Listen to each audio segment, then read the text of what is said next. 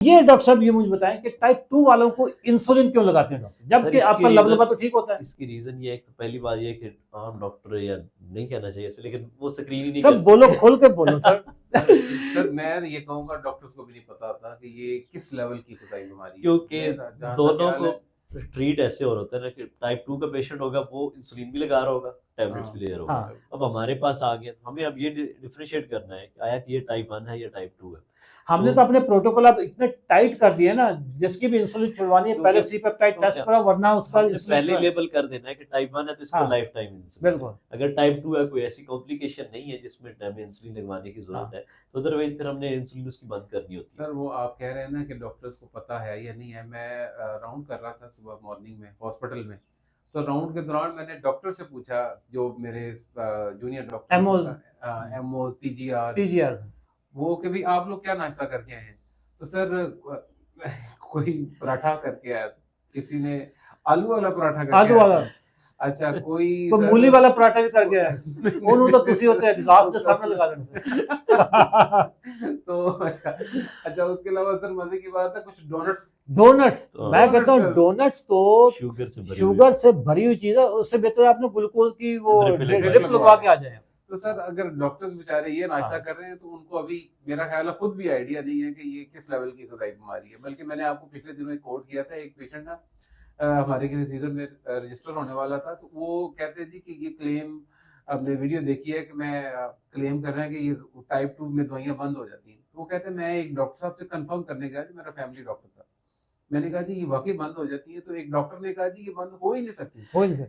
Sir ये तो बहुत लोगों ने हमें कहा, ये तो बहुत सारे लोगों ने सर इसीलिए टाइप 2 की दवाइयां या इंसुलिन बंद नहीं होती, क्योंकि टाइप 2 वाले पेशेंट ये अगर उनकी गजाई बीमारी है, अगर उन्होंने अपनी गजा को ठीक नहीं किया, फिर उनका ये होता है कि शुरू में सपोज किसी को डायग्नोज हुआ, पहले मेटफॉर्मिन पे स्टार्ट हुआ, ग्लूकोफेज से स्टार्ट हुआ, ऐसा ऐसा बढ़ती गई दवाई, क्योंकि गजा को नहीं फोकस किया गया। वो फिर एट द एंड लैंड क्या करते हैं, काउंसलिंग ये की जाती है, क्योंकि आपने इंसुलिन पे 10 साल बाद भी शिफ्ट होना है, तो क्यों ना आप पहले दिन शिफ्ट हो जाए। अच्छा ये चीज भी चलती है कि यार अल्टीमेट इसका हल इंसुलिन है, तो आपने आखिर में 10 साल बाद भी तो ना उसमें तो कॉम्प्लिकेशन हो चुकी होंगी, तो आप अभी से इंसुलिन पे चलते हैं। डॉक्टर साहब मेरे साथ तो ये हो चुका है ना, 2004 में मुझे डायबिटीज होती है, 2007 में मैं एक डॉक्टर के पास जाता हूँ लाहौर में,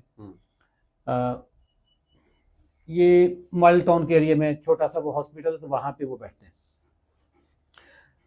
उनके पास मैं गया तो उन्होंने मुझे कहा कि यार इस वक्त ना जो एग्रेसिव तरीका इलाज है ना वो इंसुलिन, तो आप ऐसा करें कि जो यूरोपियन स्टाइल है या यूरोपियन लाइफ स्टाइल है ना, उसके मुताबिक ना इंसुलिन इज द अल्टीमेट हल, आपने इंसुलिन पे चले जाए।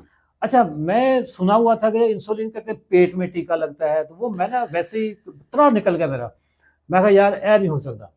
मैंने उनको कहा कि जी आप ऐसा करें, अभी मेरी दवाई शवाई आप सेट कर दें, अगर ना हुआ तो फिर मैं आगे कर लूँगा। मैं जब उठने लगा ना, तो मैंने डॉक्टर साहब से पूछा कि डॉक्टर साहब फीस मैं आपकी इधर ही पे करूँ या काउंटर पे जाके कर दूँ। अच्छा वहाँ एक्सपोज हो गया। तो डॉक्टर साहब ने जो जवाब दिया ना सर, वो मैं कहता हूँ कि डॉक्टर साहब का चेहरा ना बिल्कुल अया हो गया।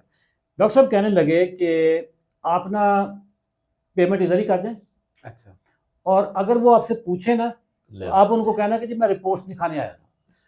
दैट मीन्स कि जिस जगह पे वो बैठे हैं उसका कट भी, उसका हिस्सा भी वो खुद ही रखना चाहते हैं। मुझे यहाँ पे अंदाजा हुआ है कि this doctor has integrity problem, इनका ना करैक्टर ढिला होया है ना, ठीक है। तो वो ढीला करैक्टर, मैंने सोचा, मैंने कहा अगर if he is dishonest with his own hospital जहाँ से रिस्क कमाता है, तो ये मेरे साथ क्यों ये ऑनेस्ट होगा। मैंने ना वो चीज़ दिल में बिठा ली, अल्लाह ने मुझे बचा लिया। अदरवाइज अगर मैं 2007 में इंसुलिन पे लग जाता तो आज आप तो मैं तो मेंटली भी कंडीशन हो चुका होता ना कि यार मेरा तो हल ही इंसुलिन है।